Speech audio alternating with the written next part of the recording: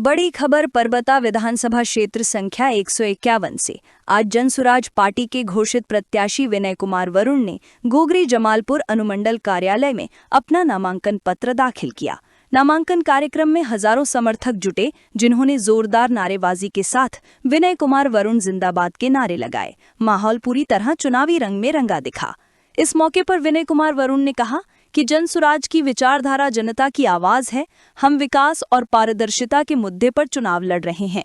नामांकन के बाद समर्थकों में भारी उत्साह देखने को मिला और पूरे क्षेत्र में चर्चा तेज है कि इस बार परबता में मुकाबला दिलचस्प होने वाला है। परबता से नवीन कुमार की रिपोर्ट। जनसुराज पार्टी से आपने नॉमिनेशन कराया है, पीछे डोला के प्लेन नॉमिनेशन कराए हैं, क्या उम्मीद रखते हैं? जनसुराज पार्टी जनता का पार्टी है और पूरे बिहार में जनसुराज की लहर है।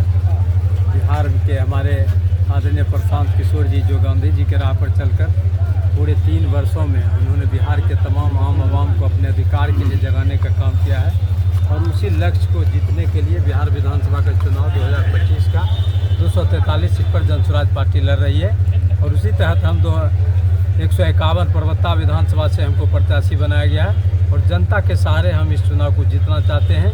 तमाम आम आवाम, किसान, मजदूर, नौजवान साथियों से आग्रह करेंगे कि ये जननायक की कर्पूरी ठाकुर की धरती रहा, समाजवादियों की धरती रहा। निश्चित रूप से बिहार के विकास तरक्की के लिए परबता की जनता सोचेगी और एक बार पुनः जनसुराज पार्टी के उम्मीदवार विनय कुमार वरुण को मौका देगी और खगड़िया के साथ साथ परबता में भय मुक्त, भ्रष्टाचार मुक्त सत्ता बनेगी, जहां पलायन रुकेगा, हर काम को हाथ को रोजगार मिलेगा और शिक्षा को आगे बढ़ाया जाएगा। क्या लगेगा इन काटो टक्कर में जनसुराज का क्या स्थिति रहेगा परबता में? तो जनता तय करेगी किसका टक्कर किसके साथ होगा।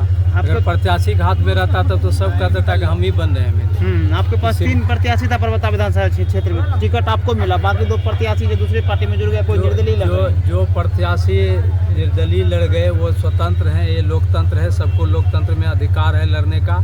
लेकिन पार्टी का नेतृत्व जिनको आला कमान जिन्होंने निश्चित किया है तो उसे हम अधिकृत प्रत्याशी बनाए गए हैं, जनता तय करेगी।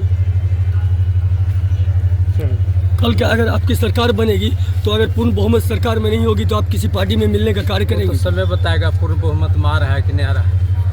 आसपास में जनसुराज का पोस्टर भी जलाया जा रहा है, उसके समर्थक खुद आक्रोश में है। इन सब चीज़ों से कैसे निकलेंगे आप? जो लोग नए जनसुराज में आए उन्होंने सोचा कि हम चुनाव लड़ लें आके, लेकिन प्रशांत किशोर जी ने तय किया कि जो पदयात्रा से जुड़े हुए हैं, जो मेहनत हैं, जो बेदागी लोग हैं, सही लोग, सही सोच, सामूहिक प्रयास वाले साथियों को जनसुराज ने प्रत्याशी बनाया है और पूरे बिहार में आप देखेंगे तो एक भी लोग वैसे लोग प्रत्याशी नहीं बनाए गए जो कि जिस पर जो दागी हो।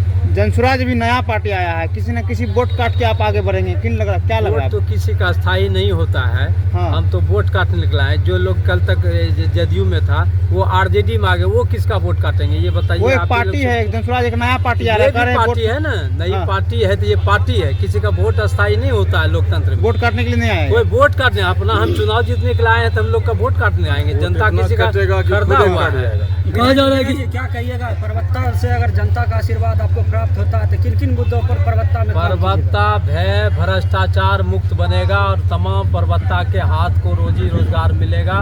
परबता में जो शिक्षा का आयाम है उसको देश लेवल पर आगे बढ़ाया जाएगा। तमाम किसान मजदूर जो आज त्राहिमाम है उन किसान मजदूरों की समस्या का निदान की जाएगी।